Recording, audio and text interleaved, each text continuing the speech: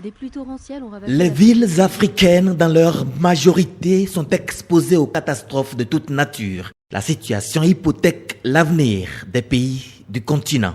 Aujourd'hui, les architectes et les urbanistes, avec l'appui du gouvernement, se penchent sur la question. L'Afrique, avec plus de 2 milliards d'habitants d'ici 2050, connaîtra une transformation radicale. Les défis à relever sont nombreux, divers et complexes.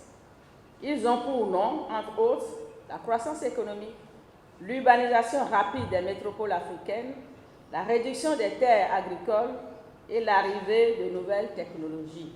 La session du Conseil de l'Union des architectes d'Afrique est une rencontre d'échange, de partage d'expériences et de formation entre les architectes et les autres professionnels du secteur sur les bonnes pratiques et sur des thématiques identifiées et précisées dans le programme de la session pour, in fine, formuler des recommandations et amener le gouvernement à prendre des décisions éclairées pour le bien-être des populations.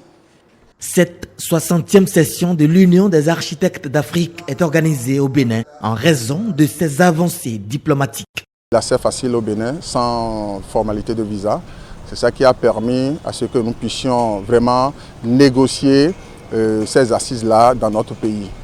Et ces assises vont quand même nous permettre de débattre de toutes les questions qui ont trait à notre profession d'architecte et de voir comment ensemble se mettre dans une union réellement profitable à tous les professionnels du cadre de vie.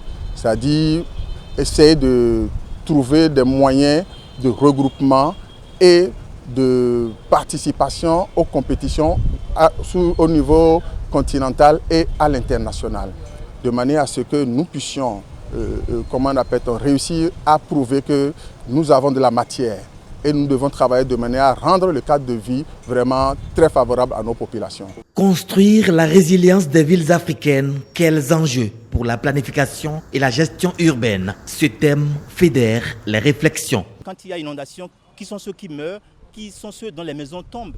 Comment on fait pour les outiller, les structurer, les équiper?